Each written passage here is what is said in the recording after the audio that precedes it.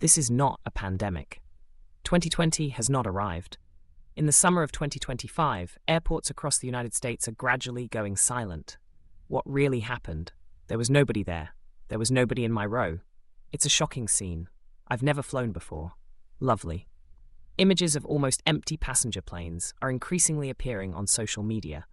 On these international flights, a large number of tourists are visiting the USA, nearly alone. If you plan to visit the US this summer, there might be fewer flight options. No ban has been imposed. The infection hasn't come back. Nevertheless, 3 million foreign tourists from Europe, the United Kingdom, and Canada have quietly cancelled their reservations. Some of the largest airports in the United States are eerily quiet. Tourist cities that once thrived are now in a battle for survival. Passengers are gradually leaving airports from New York to Los Angeles and from Las Vegas to Orlando. Flights from Toronto, London, and Tokyo are experiencing frequent delays and cancellations. Americans are also abandoning flying. The TSA reported fewer passengers for the first time since the outbreak. As millions of passengers depart, today's movie will examine 15 US airports that might fail. An important question arises. Why is the world quietly pulling away from the United States? Will the airport in your state be the next to be removed from the list of destinations for international travel? Keep looking at it. JFK, which was once bustling with the influx of immigrants to America, is now eerily quiet, as if a global migration had just occurred. Every day, thousands of tourists from every continent arrive at what was formerly called the entrance to America. Every 2 years, I would fly to New York to see Broadway, disclosed an English woman. But this year, I took the lead. It's not just a cancelled vacation. The relationship between the United States and the rest of the world is becoming worse. In the center of JFK, American international travel is still relatively quiet. What's happening at the smaller, tourist-only airports? The story there will shock you even more. At LAX Airport, a star appears every minute. But this summer, all that's visible are rows of empty seats and a lengthy list of cancelled flights. The flight from Toronto to LAX, one of the busiest routes in the world, has abruptly cut its capacity by 76%. Anyone who ever believed that Canadian tourists would. The first reason is that when the Canadian government issued a travel alert for the United States, many Canadians were worried about shootings, unrest, and a reduction in services. Second, because of the depreciated Canadian dollar, everything in Los Angeles is absurdly expensive.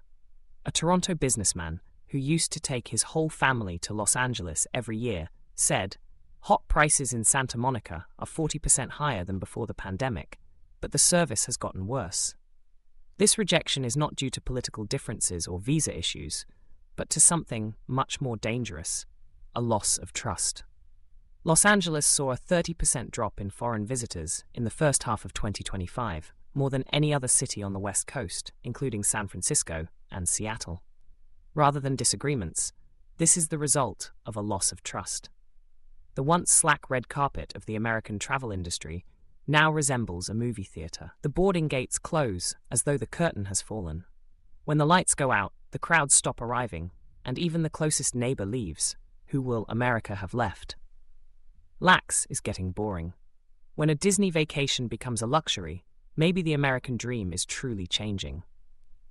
Orlando, the city of childhood, is oddly empty today, despite the fact that millions of families traveled from all over the world to see Mickey Mouse and the princesses.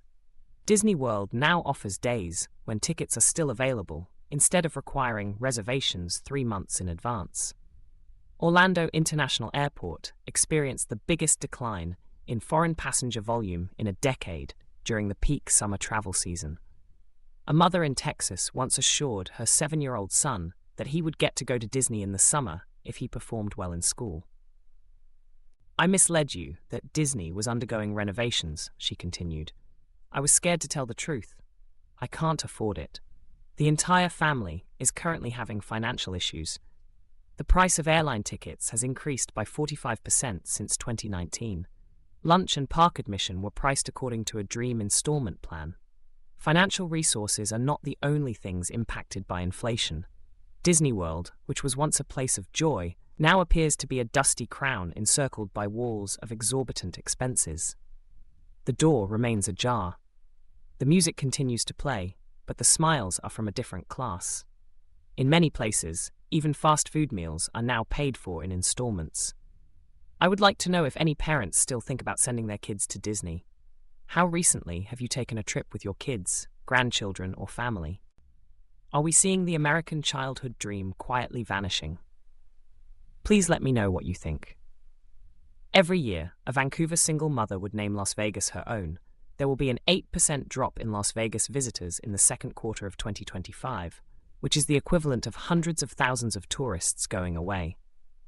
Major casinos' revenue has dropped by almost 5%, forcing several eateries, bars, and gift shops to cut personnel or close early. Numerous foreign visitors are feeling apprehensive due to press reports regarding safety concerns, thefts, and altercations in the Strip area. In the meantime, following the outbreak, airline and lodging expenses in Vegas have gone up by 25 to 35%. Overall attitude: I'll go somewhere else if I have to risk losing both my money and my safety. It's difficult to accept. People now have to consider the place that was once a refuge for spontaneous travel. The party airport, where every journey begins with a smile, is suddenly quiet, like a bar forgotten before dawn. Do you believe that those who once had the greatest affection for America are losing their ties to it? In the midst of peak season, Denver International Airport, which was once the busiest transportation hub in the western United States, and where all cross-country planes had to stop, is currently seeing a decline in passengers, staff reductions, and flight reductions. Domestic ticket prices have increased by an average of 26% from the previous year, but service quality has declined, and more flights are experiencing delays. Nowadays, a lot of people choose to drive 12 hours instead of flying 2 hours with 3 delays and lost luggage. An IT professional from Phoenix would fly from Denver to Chicago twice a month for work. He now uses a car when necessary and holds meetings virtually. It is the feeling that one's faith in a system has been violated. Many passengers are choosing to avoid Denver completely as a result of the 18% increase in cancelled or delayed connections. Remarkably, the Denver TSA checkpoint has experienced a 3-quarter decline in passenger volume for the first time since 9/11. That proves that this problem comes from within, not from without. Suddenly, Denver, the transit center of America, resembles a gas station with a crowded circuit that people pass through before leaving and running. The footsteps that once filled the hallways have been replaced by the sound of the vacuum cleaner at the end of the day and the announcement of flights that have been cancelled. Please leave a comment below this video with your ideas and the reasoning behind them. Seattle is still at the forefront of technology, but its airport is gradually turning into an unmanned space. Seattle-Tacoma International Airport, which was once the busiest commercial center in the Pacific Northwest, is now eerily quiet and lacks major international flight routes. A once bustling airport that was brimming with tourists and foreign tech workers feels frozen in the middle of summer. A software engineer from Tokyo used to go to a technology conference in Seattle once a year. This year, his employer moved the entire convention to Singapore. The reasons are high costs, inconsistent connections, and the hassle of leaving the airport, he disclosed. Seattle is a city that offers both the promise of innovation and stunning natural beauty. Due to the serious homelessness issue, many foreign tourists are now uncomfortable near the airport. Additionally, there are high consumer taxes, rising hotel rates, and a growing number of travel warnings from Asia and Europe that focus on towns with rising urban crime rates. Seattle, known as the city where clouds meet technology, now has a mist-covered airport, much like the gloomy fog that envelops the Puget Sound region. There aren't enough people with hope or reasons to go, but the lights are still on, and the system is still working. If a city like Seattle, which is renowned for its inventiveness and constant change, is facing an airport setback, where is the American tourism industry safe? Do you think foreign tourists are leaving? These days, a lot of departure gates close in the middle of the day, shops aren't open all day, and taxi wait times are surprisingly short due to a lack of passengers. Foreign visitors from Europe, especially those from Germany, the UK, and Italy, have drastically decreased as a result of stricter visa requirements and a less favorable view of the US. The decline in even domestic American travel has been caused by a number of factors, including rising ticket prices, high delays, and dissatisfaction following numerous airline mishaps, in addition to airlines' preference for smaller airports with lower costs. Domestic travel in the US has decreased as a result of rising ticket prices, protracted delays, and dissatisfaction after several airline accidents. Smaller,